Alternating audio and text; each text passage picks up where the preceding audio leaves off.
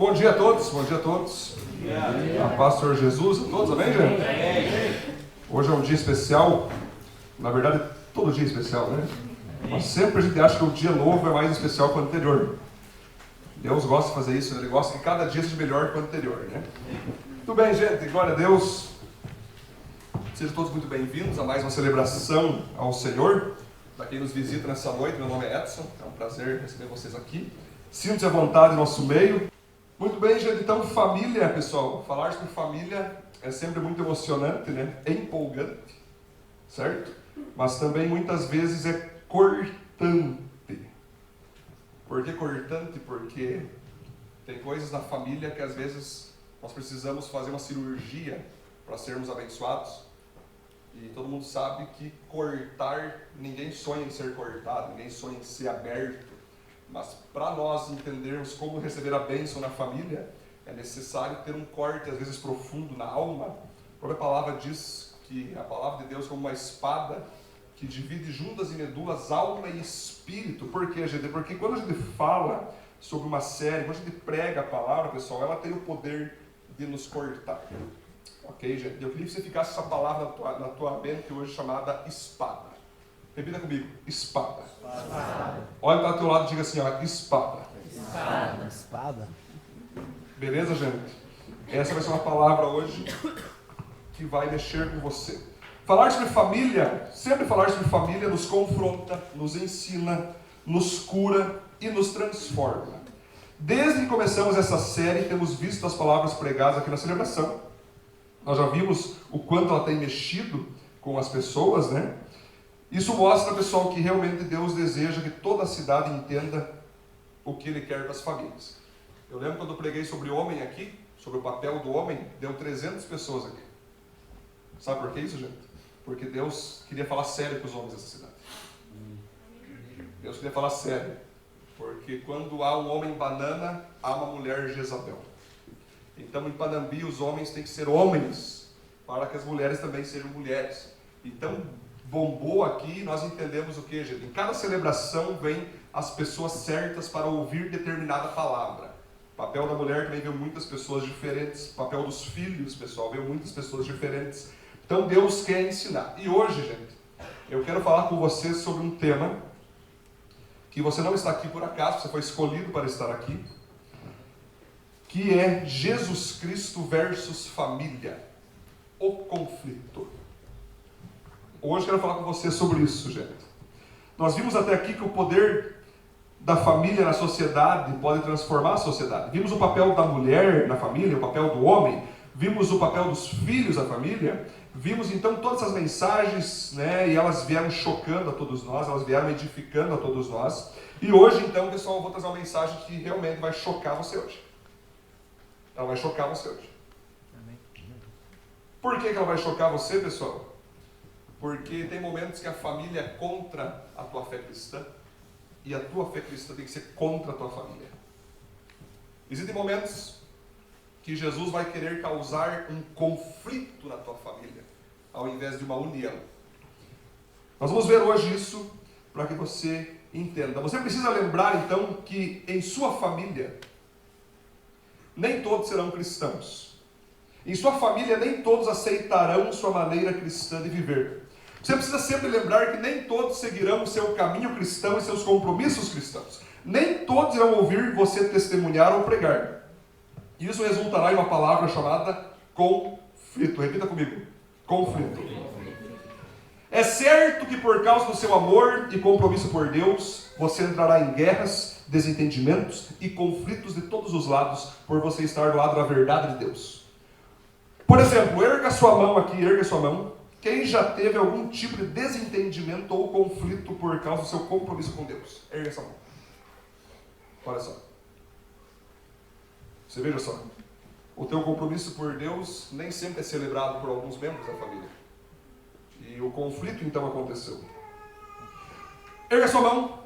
Quem já foi afastado ou rejeitado de uma roda de família porque decidiu ser cristão? Quem já? É possível acontecer isso. Muito bem, então, sobre esse assunto vamos tratar agora, pessoal, relembrando o título da mensagem é Jesus Cristo versus Família, o conflito. Esse título eu quero mexer com você que tem uma vida que sempre foge dos conflitos. Existem pessoas, gente, que eu conheço pessoalmente, que falou em conflito, já cai, não, conflito não. Não, desentendimento não. Vamos ver em paz e alegria, por favor, não discutam. Não entre em polêmica, vamos vivendo paz e amor. Querido que pensa assim, se você pensa desse jeito, você não entende nada de cristianismo. Ser cristão é, se possível, ter a paz com todos. Mas tem momentos que o conflito é inevitável. Então, existem pessoas que fogem do conflito, fogem do confronto, porque eles acham que Deus é amor, e portanto quem ama a Deus não pode se envolver em polêmicas, quem ama a Deus não pode se envolver em discussão, quem ama a Deus não pode se envolver em desentendimento, ainda mais um pastor, não pode fazer nada. Você, pastor, tu quebrou o cara. Quebrei. E ele e mais 1000 caras que precisa quebrar. Mas é bíblico, então você, às vezes, pastor, entrar em conflito com as pessoas? É. Bem bíblico. Tão bíblico, que eu vou colocar uns quantos textos bíblicos para que você entenda hoje, de uma vez por todas, que conflito é de Deus. Amém. Quando Ele está no negócio. Quando Deus te manda entrar no conflito. Então, existem vários tipos de pessoas que consideram ser até mesmo pecado entrar em conflito com alguém. Por causa da Bíblia ou por causa de Deus. Tudo porque são pessoas que começam tímidas, passam a ser passivas e finalmente, depois de fugir dos conflitos, elas se tornam covardes. Então, pessoal, eu quero que você entenda o seguinte aqui. Conflitos são necessários para o bom andamento da família. Coloque aí na sua guia. Conflitos são necessários para o bom andamento da tua família e de sua fé em Deus. Conflitos são necessários para o bom andamento de sua família e de sua fé em Deus. E agora, gente, nós vamos entrar num texto que eu acho espetacular. Pode passar. Pessoal, atenção aqui, todo mundo aqui. Para quem só conhece o lado romântico de Jesus, vou apresentar um outro lado de Cristo para ti agora. Esse texto está em Mateus capítulo 10. Jesus que disse esse texto, Jesus Cristo. Olhem a palavra que Jesus diz. Não pensem que eu vim trazer paz ao mundo. Não vim trazer paz, mas a espada. Eu vim para pôr os filhos contra os pais, as filhas contra as mães. Os piores inimigos de uma pessoa serão seus próprios parentes. Quem ama o seu pai ou sua mãe mais do que ama a mim, não merece ser meu seguidor. Quem ama o seu filho ou sua filha mais do que ama a mim, não merece ser meu seguidor. Não serve para ser meu seguidor quem não estiver pronto para morrer, como eu vou morrer e me acompanhar. Quem procura os seus próprios interesses nunca terá a vida verdadeira, mas quem esquece a si mesmo, porque meu seguidor, terá a vida verdadeira. Quem recebe vocês, está recebendo a mim, e quem me recebe, está recebendo aquele que me enviou. Sobre esse texto, então, base, eu quero estar pregando agora. Passa o próximo slide. Faz favor, o slide da família de Jesus. Muito bem, pessoal, eu quero mostrar para vocês agora um slide que mostra quem era a família terrena de Jesus. Pessoal, tudo começa com Deus, ok? Então, vocês entenderam que para Jesus poder ensinar nós sobre família, ele também tinha uma família. Jesus entrou em conflito com sua família inúmeras vezes. E agora eu vou mostrar por que muitas vezes deu conflito na família de Jesus. Jesus, pessoal, ele veio reto de Deus. Jesus sempre existiu, portanto o próprio Deus enviou ele. Então, o primeiro lugar que Jesus tinha na vida dele era Deus. Depois, Deus, então, através do Espírito Santo, ele manda Jesus. A Maria que estava ali, estava noiva de José, tinha casamento marcado com José, e finalmente o Espírito Santo entra em Maria e gera Jesus no ventre pelo poder do Espírito Santo. Então Maria se torna mãe de Jesus, José se torna o padrasto de Jesus. Veja só, pessoal, para quem acha que Maria, muitos falam, pessoal, que a Maria é virgem, a Virgem Maria, digo para você o seguinte, ela foi virgem sim, Quando Jesus foi gerado nela pelo poder do Espírito Santo, ela era virgem, porque foi o poder do Espírito Santo que gerou ela. Porém, depois que Jesus nasceu, ela casou com José e teve mais 4 filhos, alguns teólogos dizem, com quase 100% de certeza. O certo é que Judas, não Judas o que traiu Jesus, o outro Judas era irmão de Jesus, outro gerado de Maria e de José. Tiago foi gerado de Maria e José, e mais 2 irmãs, então, foi gerado para ser, então, os irmãos de Jesus. Então, gente, tira tua cabeça esse negócio de Virgem Maria. Tira tua cabeça isso. Não tem Virgem Maria mais. Ela teve outros filhos depois. Então, pessoal, Maria era a mãe de Jesus, José era padrasto de Jesus, Judas, Tiago e teólogos dizem em torno de 2 irmãs, eram irmãos de Jesus. E daí, pessoal, Maria tinha uma prima que se chamava Isabel. Isabel gerou João Batista, ou seja, João Batista então era um segundo primo de Jesus. Isabel era uma segunda tia de Jesus. Eis aí então, pessoal, a família de Jesus. Aí está então, olha que interessante, Jesus tinha Deus como pai, tinha um padrasto chamado José, e todo esse contexto de família. Vamos passar agora para o próximo slide? Como funcionava, pessoal, a época de Jesus, quando ele esteve na terra, qual religião que predominava Israel e Jerusalém? Predominava a seguinte religião: judaísmo. O judaísmo predominava a época de Jesus. O pai de Jesus era o padrasto de Jesus, então o padrasto, o pai era Deus, né? O padrasto de José era judeu, a mãe era judia, os irmãos todos eram judeus. Era uma época onde a religião judaica predominava. E nessa religião judaica eles acreditavam em um só Deus. Só existia um Deus. Eles criam como regra de fé no Pentateuco, Gênesis, Êxodo, Levítico, Números e Deuteronômio. Os 5 livros da Bíblia, os primeiros 5 livros da Bíblia, era a regra de fé deles. Junto, claro, com os profetas maiores e os profetas menores, todo o Antigo Testamento. Eles criam nisso. E nessas crenças, eles esperavam vir o Messias. O que era o Messias na cabeça deles, gente? Eles liam a Bíblia e interpretavam tudo errado a Bíblia. A Bíblia vai ensinar que os romanos escravizavam os judeus. O povo de Israel não tinha independência. Os romanos colocavam impostos sobre eles. E quem não pagava imposto, o soldado vinha e batia na cara do cara. Você paga o imposto. Dava um tapa na cara do judeu.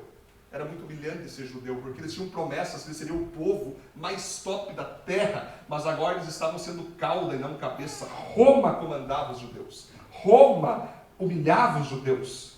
Se estava passando um soldado romano lá em Israel, e ele estava querendo que ajuda para levar uma capa, uma armadura, ele dava a armadura para o cara, carregar 1 quilômetro, ó, carrega a capa aí. E cala tua boca aí. Tem que mandar mais. Aqui é Roma. Por causa de Israel, não, acabou Israel.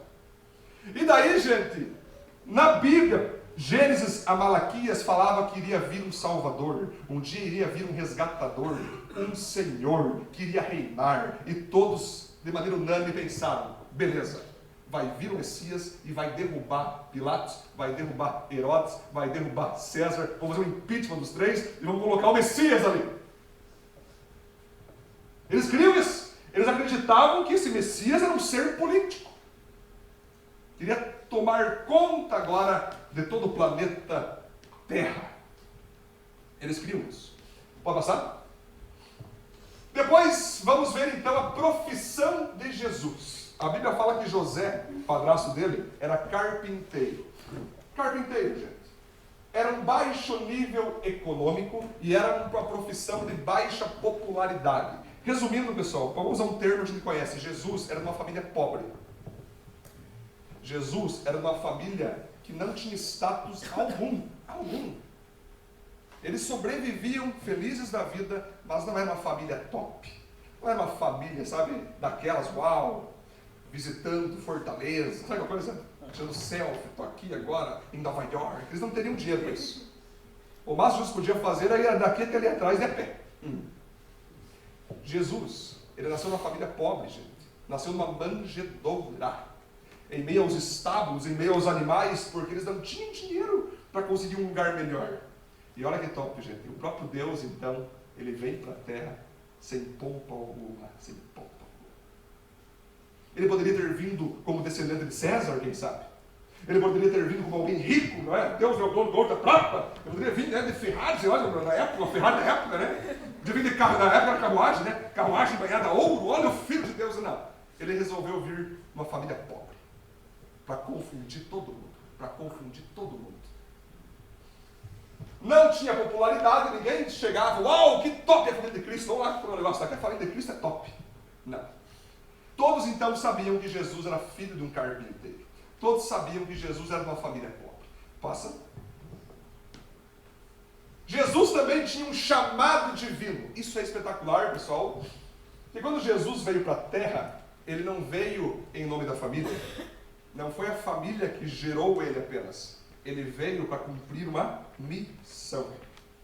Ele tinha um desejo de obedecer e glorificar o Pai.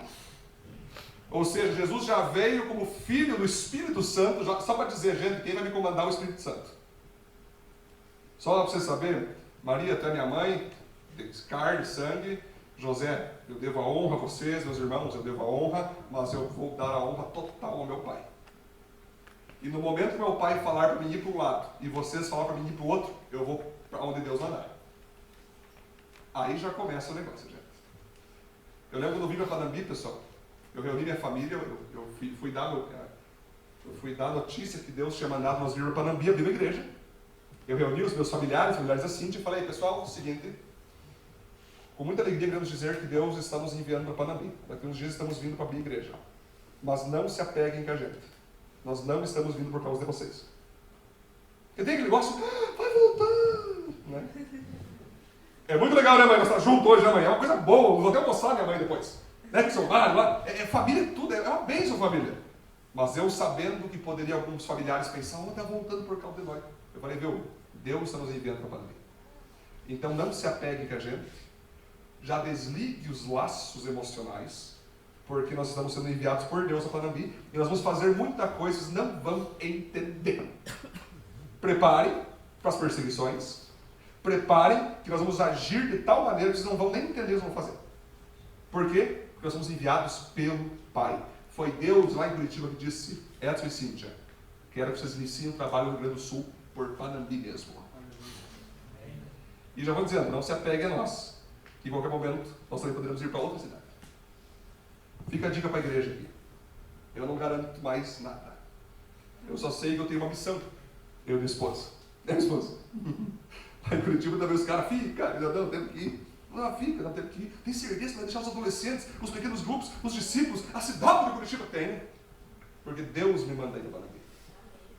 Então, gente, Jesus obedecia e glorificava o Pai. Jesus veio para ensinar a verdade. Jesus veio para dar exemplo de amor verdadeiro. Jesus veio para treinar discípulos. Jesus veio para salvar o mundo do pecado, da justiça e do juízo, para a frustração de todos os seres políticos que juravam que ele iria salvar o mundo politicamente.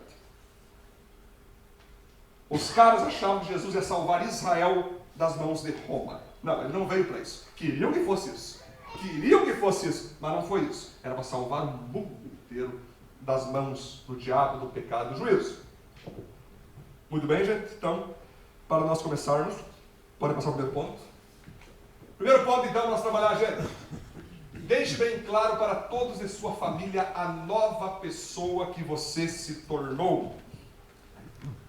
Deixe bem claro para todos de sua família a nova pessoa que você se tornou. O conflito é um sinal de que existem verdades mais amplas e perspectivas mais belas. Em Atos 1:8 vai estar escrito assim, gente, ó. Porém, quando o Espírito Santo descer sobre vocês receberão poder e serão minhas testemunhas em Jerusalém, Judéia, Samaria e até os lugares mais distantes da terra. Pessoal, quando uma pessoa entrega a vida para Jesus, quando uma pessoa recebe um chamado divino, a primeira coisa que ela tem que fazer com a sua família é chamar todos os familiares e dizer assim, gente, vocês me conheceram como é que eu era do mundão, hein? Vocês sabiam que eu passei aí uns 20 anos, uns 30 anos no mundão. Vocês me conheceram, vocês sabiam o que eu aprontava, o que eu praticava. mas eu entreguei a minha vida para Jesus. Portanto, pessoal, eu estou mudando a partir de agora. Jesus me transformou. Aquilo que eu fazia com vocês eu não faço mais, familiares. Parem de me convidar para essas baladas, para essas cervejarias, para essas coisas que vocês viviam convidando. Agora eu sou de Cristo. Você precisa deixar bem claro para a tua família que depois que Jesus entrou, você se transformou da água para o vinho. A tua família precisa saber que você... Porque você tem que ser testemunha. Gente, tem pessoas que eram os piores tipos de gente na família. E todo mundo olhava, nossa, que coisa horrível. Esse cara não vai dar nada, é um traficante. Daí Deus converte o cara. E muitas pessoas ficam, mas tu não pratica mais isso? Não. Por quê? Porque Jesus agora está comigo. Mas tu sempre fazia isso? Por que não vai mais? Porque eu estou indo na igreja agora. Eu mudei, familiares, queridos, parentes, irmãos, pai, mãe, eu mudei. Esqueçam daquele antigo homem. Eu mudei. Esqueçam daquelas antigas crenças. Eu mudei. Jesus entrou em minha vida, o testemunho que Jesus mudou a minha história. Eu mudei. O apóstolo Paulo, gente, o nome dele era Saulo. E Saulo pertencia a uma religião judaica chamada de farisaísmo. Ele era um fariseu que, quando surgiu a igreja cristã, ele matou um monte de cristão, perseguiu um monte de cristão, prendeu um monte de cristão, até que um dia do nada Jesus aparece para ele, derruba ele no chão. E daí vem uma pergunta: Saulo, Saulo, por que tu me persegues? E Saulo fala: mas quem eu estou perseguindo? Na cabeça dele perseguir a igreja. E Jesus não está perseguindo a mim, Jesus. Fica a dica: perseguiu a igreja, está perseguindo Jesus. Então quem persegue nós aqui, Luiz? Só dá para Deus, está perseguindo ele. Então, gente, o apóstolo, Saulo fica cego, a Bíblia fala que ele fica cego do poder de Deus. Depois Ananias vai e ora por ele, cai escamas dos seus olhos, e ele finalmente se transforma de Saulo em apóstolo Paulo, em perseguidor da igreja para pregador da igreja. O apóstolo Paulo, então, se você ler Atos, se você ler as epístolas paulinas, diversas vezes ele fala: gente, eu perseguia os cristãos, eu matava os cristãos, eu nem deveria ser chamado de apóstolo por aquilo que eu fui no passado, mas graças a Deus que eu vi Jesus no caminho da estrada de Damasco, e ali eu caí em fogo do Espírito Santo. Jesus me converteu, me deu um chamado, eu mudei. Não sou mais aquele judeu maluco, fariseu, que vivia pela lei, religioso, com dogmas, doutrinas. Eu abandonei tudo, considero tudo isso como refúgio, considero tudo isso como esterco perante a palavra de Deus, perante Jesus Cristo. Eu não sou mais esse homem. Jesus me transformou de Saulo para Paulo. Gente, a tribo dele, o time de fariseus dele, queriam matar ele todo dia. Como é que você deixa de crer naquilo que nós cremos? Como é que você deixa de acreditar naquilo que você acreditava? Vamos matar esse Paulo, vamos destruir esse Paulo, porque ele está traindo a nossa religião. Tenho que falar para vocês uma coisa aqui. Algumas decisões que você vai tomar por Cristo, em obediência, vão parecer traição para os seus familiares. Existem momentos que aquilo que você faz para obedecer a Deus, muitos vão dizer traidor. Gente, eu escuto, acho que de 15 em 15 dias eu escuto a palavra que eu sou um traidor. Que eu traí não sei quem, que eu traí não sei quem. Eu falo: não, querido, eu obedeci a Deus. Se você não entende que obedecer a Deus, vai falar com teu pai lá, teu pai é o Lúcifer. Quem não entende o chamado de Deus na tua vida, está com outro pai. E se estivesse com o pai, que é o nosso pai, entenderia, celebraria, incentivaria, mas como o pai deles é Lúcifer, não aguenta o chamado de Deus. Então, gente, é importantíssimo você deixar claro para a tua família quem você é. É importantíssimo você não participar mais de pecados que você participava antes. É importantíssimo não crer mais naquilo que eles criam. É importantíssimo que eles vejam: uau, mudou. Mudou. Porém, você tem que mostrar com atitudes que você realmente está com a vida transformada. Só se converteu quem mudou de vida. Se diz que se converteu, mas não mudou, está apenas convencido e não convertido. Então, por favor, se você de fato está na igreja, está com Cristo, se certifique que tua vida mudou mesmo, para você ir lá e testemunhar e dizer, ó, eu mudei. Porque se você só é convencido e não mudou, você vai virar uma piada no meio da tua família. Diz que vai na igreja, já que é pronto. Quer dar uma de crentezinho, mas faz isso aqui, ó. Quer dar uma de todo evangélicozinho, mas faz, e vai virar uma piada na tua família. A Bíblia fala para você ser testemunha, não piada na tua família. Ser testemunha é dizer o seguinte, eu mudei. Piada, eu mudei. Para lá fora faz a mesma coisa. Não é para ser piada, é você ser testemunha. Uma vez chegaram para Mahatma Gandhi, quem já ouviu falar do Gandhi? Um dos maiores líderes hinduístas do planeta, que não tinha Jesus Cristo, ok? Não era cristão. Mas era um dos melhores líderes religiosos de todos os tempos. Chegaram para ele um dia e falaram, Gandhi, o que você acha de Jesus Cristo? Ele vem assim, com certeza o maior líder de todos os tempos. Eu me inspiro em Jesus. Eu amo Jesus. E daí os caras perguntaram, mas por que tu não virou cristão? Por que tu não vem para a igreja? Por que tu não se converte ao cristianismo então? Por causa de uma razão. Por causa da atitude dos cristãos. Eu amo Jesus, mas o que os cristãos fazem em nome dele me envergonha. Eu prefiro ficar como hinduísta do que ser cristão. Então você imagina só, pessoal. Gandhi só não se converteu porque ele conseguiu, infelizmente, ver cristãos que não viviam o que falavam. Senão nós teríamos tido um grande líder cristão. Já pensou Gandhi, pastor Gandhi? Não foi possível isso porque ele conheceu alguns cristãos que não eram aquilo que deveriam ter sido. E assim é, gente. E assim é de fato. Muitas pessoas, quem sabe da tua família, te odeiam porque tu não é crente. E eu quero pregar hoje aqui para que se houver algum ódio na tua família em relação a você, venha ser porque você ama a Deus. Venha ser porque você é testemunha viva de Deus. Aí o conflito é digno. Então você tem que se converter. Então você precisa de fato mostrar com atitudes quem você é.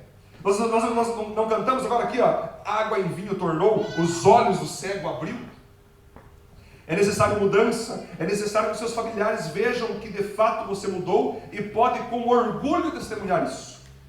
Portanto, é de suma importância que você converse com cada familiar seu e diga como foi sua conversão. Se necessário, peça perdão para alguns familiares daquilo que você cometeu quando você não era crente. Isso é muito importante. Se for necessário, vai que você aprontou alguma coisa com algum familiar, roubou alguém, mentiu para outro. Sei lá, vai que você fez alguma coisa na época que tu não era crente e a tua família sabe que você fez. Chega para eles e fala assim, ó, pai, mãe, sei lá, irmão, tio, eu mudei e aquilo que eu fiz lá atrás eu peço perdão por aquilo que eu fiz. Faça como Zaqueu, se eu roubei alguém, eu devolvo 4 vezes mais. Faça uma restituição. Faça uma restituição, restitua. Não é porque você mudou que o que para trás agora ficou, tu vai enterrar. Se tem coisa para tu resolver, volta lá atrás. Você não pode ser uma pessoa testemunha da tua família se você ficou com coisas pendentes lá atrás, roubou de alguém, mentiu para alguém, enganou alguém, traiu alguém e está tudo resolvido agora, a partir daqui é eu e Cristo. Nada disso. Está com Cristo? A volta lá atrás, corrige tudo o que você fez para que eles olhem para você e digam, ele mudou. Para que os familiares olhem para ti e digam, de fato, mudou. E tem muita gente se convertendo como fuga para não entrar em conflito com a família. Tem muita pessoa que usa a igreja para fugir da família. A família sabe das perebas, a família sabe dos erros, a família sabe dos pecados e vem para a igreja fugir aqui. Se segura nas pontas do altar. Não. Para você se testemunhar com a tua família, se tem algo para tu resolver lá atrás, resolva. Uma vez eu tinha um amigo meu, discípulo, até meu discípulo, ele até veio na igreja. E ele era bem novo, e ele passou de bicicleta por um carro, e ele riscou o carro. Não sei como é que ele fez, ele riscou. Ele veio chorando para mim. Ele disse, meu Deus, risquei o carro, cara, o que eu faço? Eu falei, cara, vai lá. Procura o dono ou a dona, pede perdão, se ela quiser que tu pague, dá um jeito de pagar, mas não fica assim. E daí ele foi lá, daí estava vindo a dona do carro, e ele, dona, né? Sei lá o que era o nome dela. Viu, eu estou vendo aqui teu carro, eu risquei teu carro. Me perdoa, eu passei aqui, nem vi, acabei desbarrando teu carro. Quer que eu pague? E a mulher, paz, filho, vai na paz. Aí assim, caramba, vai, e liberou ele. Liberou ele. Mas isso é uma atitude de um cristão verdadeiro. Ele poderia ter fugido, botado no bolso emocional dele, virado até líder de célula, quem sabe, e nunca ter resolvido. Mas ele foi lá e resolveu. Então, vocês que estão aqui hoje, pessoal, por favor, se tem algo pendente com algum familiar, você nunca vai ser uma testemunha viva se você não resolver isso. É necessário pedir perdão para o pai, é necessário pedir perdão para a mãe, é necessário pedir perdão para algum parente. Resolva, reconstitua, faça algo aí para que o povo te escute. Muitos familiares no começo não vão acreditar na tua conversão. Depois de um tempo eles começam a aceitar, falam que você bateu a cabeça. A maioria das frases que uma pessoa quando muda ouve no seu familiar é o seguinte: quem fez essa lavagem cerebral em você? Essa eu ouvi muitas vezes. Fizeram lavagem cerebral em você. Bateu a cabeça. Não está normal. Isso é muito bom, porque eles perceberam uma mudança. Mas como eles não são crentes, que eles falam? Que bateu a cabeça. Não foi que bateu a cabeça, foi a cabeça que bateu em mim. Cristo. As fotos aplaudir, tem que aplaudir essa aí. Só aplaudir. Foi o cabeça que bateu em mim. O cabeça veio, derruba Saulo e transforma em Paulo. Então, pessoal, existe uma sequência que pode acontecer em meio aos seus familiares. Quando você se converter, alguns não vão acreditar. Outros vão desconfiar que é viagem. Outros vão te aceitar. Outros vão te perseguir por causa que você virou cristão cheio do Espírito Santo. Outros familiares vão te abandonar. Outros vão acreditar e vão te aceitar. E outros, pessoal, pasmem, vão te seguir e mudar de vida. Ou seja, vai ter alguns familiares que vão seguir você, vão acreditar no que aconteceu com você e vão mudar de vida nem você. Amém. Por exemplo, pessoal, nós temos aqui em Panambi principais tipos de religiosidade. Nós temos em Panambi raízes da Igreja Católica. Idolatria, santos, imagens, benzimentos. Ir para Deus através de Maria. É tipo, Maria manda um abraço para Jesus. Quando a Bíblia fala que só Jesus é intermediário entre Deus e os homens. Então é uma raiz de catolicismo em Panambi com essas doutrinas. Há uma outra raiz chamada raiz luterana. O que é a raiz luterana em Panambi? É uma raiz da igreja luterana que ensina que tem que batizar de criança. É uma raiz que é uma católica melhorada, praticamente. Não tem santo, não tem imagem, mas tem baile, tem cerveja, tem bebida e assim vai. É uma raiz luterana, uma raiz católica. Mas, gente, nós temos raízes que está em Panambi. Raízes adventistas, raízes de testemunho de Jeová, raízes de mormons. Tudo que é tipo de raízes que vai contra a fé plena cristã. E daí vocês que estão aqui, provavelmente vocês têm alguma raiz dessa na família de vocês. Porque Panambi foi fundado debaixo do luteranismo. Provavelmente então, gente, vocês todos que estão aqui possuem alguma raiz luterana, possuem alguma raiz católica, possuem alguma raiz pentecostal, possuem alguma raiz neopentecostal.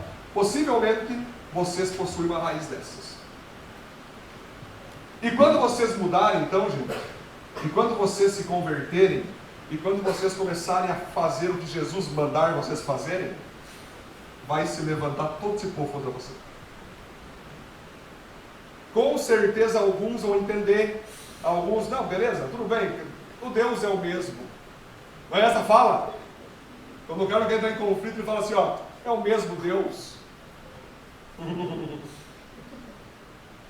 Uns vão olhar assim, tá, velho, o que importa é ser feliz, está na igreja? Tá bom. Outros vão olhar e vão dizer, batizando nas águas. Mas se nós batizamos em 1983 com o sacerdote Cleidson e você devia estar aqui até hoje, igreja. Como é que se batiza nas águas quando nós te batizamos quando tu era criança? Toda a minha família estava lá, a minha irmã estava lá. Traidor! Traidora! Você não é mais a minha filha, o meu neto, acabou! Por causa das raízes. Gente, quando Jesus fala aquele texto que eu não vim trazer paz, eu vim trazer espada, eu vim botar filho contra pai, pai contra mãe, ele vivia num contexto judaico, onde se uma pessoa seguisse a Jesus, cristianismo, e ela chegasse, pai, estou andando com Jesus agora, o que? Expulso da casa. Você está expulso. Ou é nós, ou é Jesus. Em Israel até hoje, pessoal, se um adolescente se converte, o pai dá soco na cara dele e fala, você vai continuar firme com Jesus? Esse herege? Vou, pai. Ele bate de novo, dá soco até sangrar. Tu vai continuar? Vou. Então sai da casa, a partir de hoje não tem herança, tu não é mais meu filho, sai. Eu te deserto agora, nunca mais apareça aqui na minha casa. Você deixa de ser meu filho agora, sai. Em Israel é assim, gente. Eles são tão religiosos que se alguém sair dessa religião deles para seguir Cristo, eles só faltam matar as pessoas. Na Arábia Saudita, Oriente Médio, os pais até matam apedrejados os filhos que se convertem a Jesus. E vários morrem por causa disso, por amor a Cristo. Então em Panambi, nós estamos num contexto religioso, graças a Deus que a perseguição não chega nesse ponto de matar, mas chega no ponto de não considerar mais filho, não considerar mais filha, não considerar mais parte da família, porque traiu as raízes religiosas da família. Então sim, pessoal, se você ama Jesus, se você ama Cristo, seja um traidor mesmo. Prefira trair tua família por amor a Deus e ir para o céu, do que trair a Deus por amor à tua família e ir para o inferno. É entre você e Deus a parada. Você não vai prestar conta da tua família para Deus. Você vai prestar conta de si mesmo. Então vocês entendem, pessoal, que vai dar conflitos? Vocês entendem que nem tudo será love na tua família, tanto dentro da tua casa como família de sangue? Os conflitos vão surgir. Eu lembro uma vez, no dia do meu batismo nas águas, a nossa amiga, ela veio chorando. A nossa amiga, ela veio machucada no dia do batismo, porque seus pais eram católicos, fervorosos, roxos, católicos romanos, e a mãe falou, não vá batizar. E ela, vou sim. Ela bateu nela, tu não vai. Eu vou, e bateu de novo, e ela veio, fugida, para batizar as águas. Então chega um momento, pessoal, que entre Deus e família fica com Deus. Não deixa ninguém impedir você de obedecer a Deus. Estava em Curitiba uma vez, e eu preguei com um adolescente lá, o adolescente era filho de pais católicos, ele se converteu. Daí eu cheguei para falar com ele, com os pais dele, e a mãe dele olhou para mim assim, você que tirou meu filho da católica então? Por que tu fez isso? Meu filho sempre estava tão firme na católica. Não fui eu que tirei, foi Deus. Mas onde é que está na Bíblia que você não pode adorar santo? Onde é que está na Bíblia que você não pode isso, que você não pode aquilo? E eu tenho a Bíblia católica aí? Tenho. E puxou aquela Bíblia desse tamanho, né? Essa Bíblia, você crê que é a palavra de Deus? A tua Bíblia católica, você crê? Creio. Abri em Êxodo 20. Leia em voz alta, por gentileza. Não adorarás nenhuma imagem de homem na terra, de animal. O que é isso? Mas o padre me falou isso. Pois é. Com certeza o padre não vai te falar isso. Meu Deus. Mas fique tranquila. Dá tempo de você virar cristã. Não posso virar cristã. Evangélica. Por quê? Porque se meus pais souberem disso, me matam. Não tem problema abrir o texto de Mateus 10, leia em voz alta. Quem amar pai e mãe mais do que a mim, não é digno de ser meu seguidor. Mas quem que tu está pensando que eu sou o quê? Gente, foi muito engraçado. Ficou brava. O que você está pensando? Eu estou te dizendo que aqui estão os textos bíblicos da tua Bíblia católica. Se eu fosse você, eu abandonaria toda a tua família por amor a Deus, que foi o que o teu filho está fazendo agora. Então, gente, esses tipos de coisas podem acontecer e provavelmente vão acontecer com você. Eu devo te dizer o seguinte: se tua família for católica roxa, luterana roxa, pode ser que você vai ter inimigos dentro da tua própria família por amor a Deus. Pode ser que você vai ter inimigos por amor a Jesus. E quem está disposto a ter inimigos dentro da própria família? Ergue sua mão. Quem está disposto? Hoje, pessoal, no batismo, um dia eu vou pedir para esse casal testemunhar. Teve um levante fortíssimo para que uma pessoa não se batizasse na nossa igreja. Família tentando, não batiza, não vai, tu não pode fazer isso, quem manda aqui é teu pai. Eu falei com o rapaz, ele vai testemunhar logo isso. Traga ela e batize. Não deixa a família vencer. Vem. Vieram batizar. Amém, gente? Amém. Porque tinha que ser ilustrada a palavra, né? A palavra foi ilustrada hoje. Tem uma ilustração. Ponto 2. Mostre com falas e atitudes que Deus está acima de sua família. Você nunca saberá que Deus é tudo que você precisa, até que Ele seja tudo que você tiver. Pode passar o texto? Olha o texto de Jesus aqui, ó. Quando os pais viram o menino, também ficaram admirados. E a sua mãe lhe disse: meu filho, por que você fez isso conosco? O seu pai e a sua mãe estavam muito aflitos procurando você. Jesus respondeu: por que vocês estavam me procurando? Não sabiam que eu devia estar na casa do meu pai? Então Jesus voltou com seus pais para Nazaré e continuava a ser obediente a eles, e a sua mãe guardava tudo isso no coração. Aqui Jesus foi esquecido com seus pais dentro do templo, e a mãe veio dar uma bronca em Jesus e falou: viu, só um pouquinho, eu estava com meu pai porque meu pai é prioridade acima de vocês. Texto bíblico. Outro texto bíblico. Quando Jesus ainda estava falando ao povo, a mãe e os irmãos dele chegaram, ficaram lá de fora e pediram para falar com ele. Então alguém disse a Jesus: escute, a sua mãe e os seus irmãos estão lá fora e querem falar com o Senhor. Jesus perguntou: quem é minha mãe? Quem são os meus irmãos? Então apontou para os seus discípulos e disse: vejam, aqui está minha mãe e os meus irmãos. Pois quem faz a vontade do meu Pai está no céu, é meu irmão, minha irmã e minha mãe. Entenderam, gente? Está claro para vocês isso? Se a família tentar te tirar da vontade de Deus, eles deixam de ser tua família, e a tua igreja é tua família no dia de agora.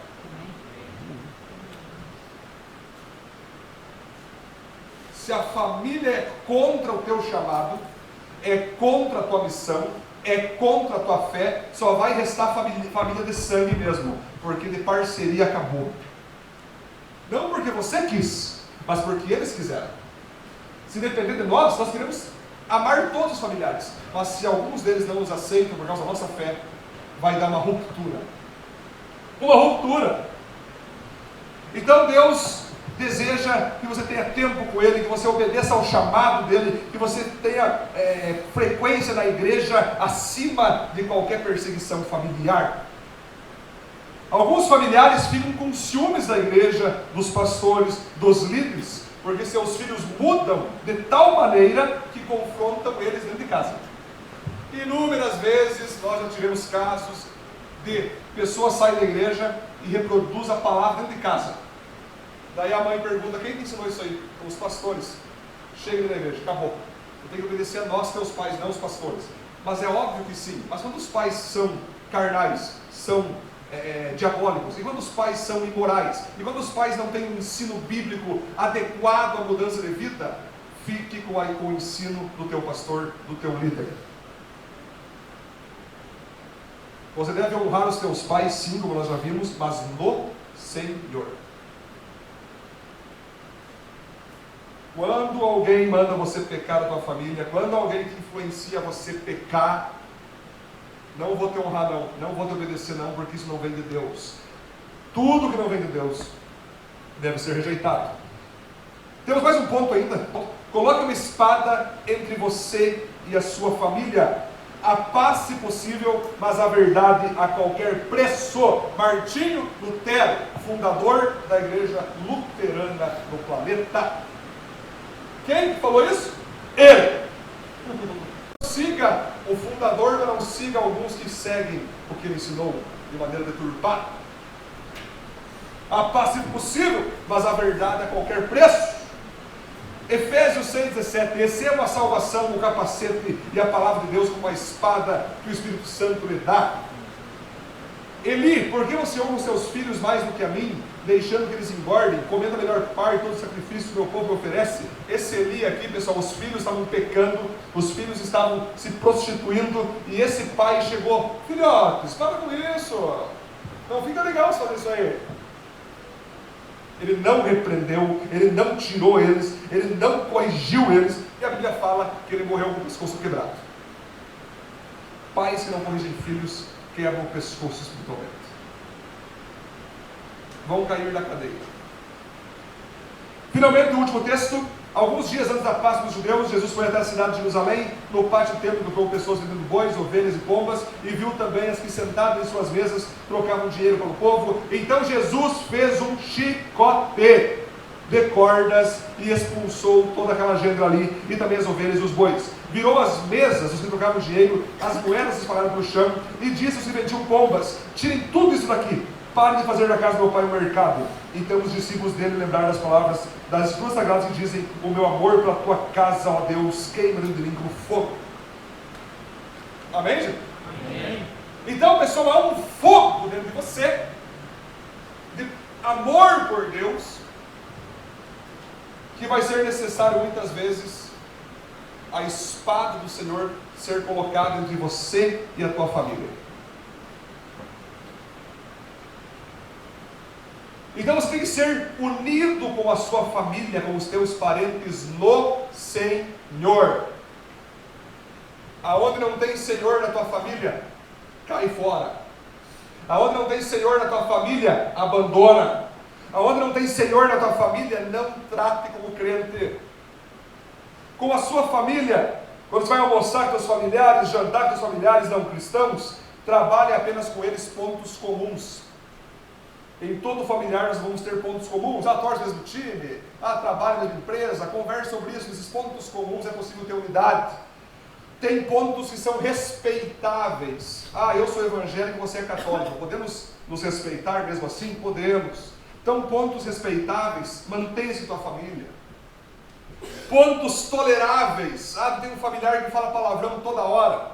Eu tenho um familiar que bebe até cair. Você consegue tolerar ainda isso? Se for possível tolerar isso, tolere. Uma vez, quando eu fiz a autoescola, no primeiro dia de autoescola lá de Curitiba, eu cheguei lá, daí o professor veio assim: opa, temos um pastor aqui hoje, sendo aluno da autoescola, fica em pé. Eu fiquei em pé. Ele: pastor, prazer, meu nome é tal, já quero te falar que eu falo um monte de palavrão, eu sou um professor que fala um monte de palavrão. Ok? Tem problema para o senhor isso? Eu falei: não, para mim não tem problema para ti. Para mim não. Fiz amizade com ele, gente, e ele queria se candidatar a vereador. Eu lembro até hoje. E ele: pastor, tu vai votar em mim se eu candidatar? Eu falei: cara, se tu parar de falar palavrão, qualquer um vota em você. Ou tu vai querer aparecer na televisão com um palavrão? Vota em mim! 277. Como é que vai ser candidato a vereador de Curitiba se fala palavrão? Gente, mudou aquele cara. Mudou, nunca vai falar. Porque ele queria se candidatar a vereador. Então a gente tem coisas que são toleráveis. Se o cara falar palavrão, se o cara não é crente, se o cara é adúltero, se o cara trai a esposa, o problema é dele.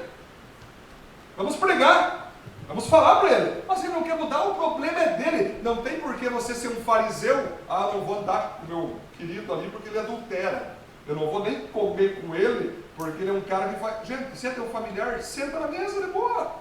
O problema é dele. Sempre que possível, prega para ele, fala a verdade para ele. Mas, cara, se você se tornar agora um fariseu que não anda com os pecadores, está errando também. Tenha relacionamento com os teus familiares, porém, existe um ponto aqui que não pode mais se relacionar quando o ponto é intolerável. É quando aquele teu familiar começa a debochar da tua cara frente dos outros. É quando aquele familiar começa a te agredir na frente dos outros. É quando aquele familiar começa a querer te levar para beber, te levar para aprontar. Ele vê você, ele te desmoraliza. Quando se torna intolerável, aí você tem que chegar e dizer: chega. É no ponto intolerável que a espada entra. A partir de agora não venho mais aqui. A partir de agora nós não vamos mais andar juntos. Existem pessoas que têm filhos, pessoal, que não podem levar o filho na casa do pai e da mãe. Porque são loucos os pais. Tem pessoas que têm filhos e não podem levar na casa do tio. Porque o tio é pirado, maconheiro, traficante. Não tem como. Quando é intolerável, gente, finalmente a espada entra entre você e a tua família. Por isso o título Jesus versus família, o conflito. Conclusão. Teu dever, isso aqui eu parafraseei, tá? Eu mesmo parafraseei essa frase, tá bom? Teu dever é lutar pela paz na família. Mas se um dia você encontrar a paz em conflito com Deus, lute por Deus. Eduardo Juan Couto. Paz, se possível. Verdade a qualquer preço.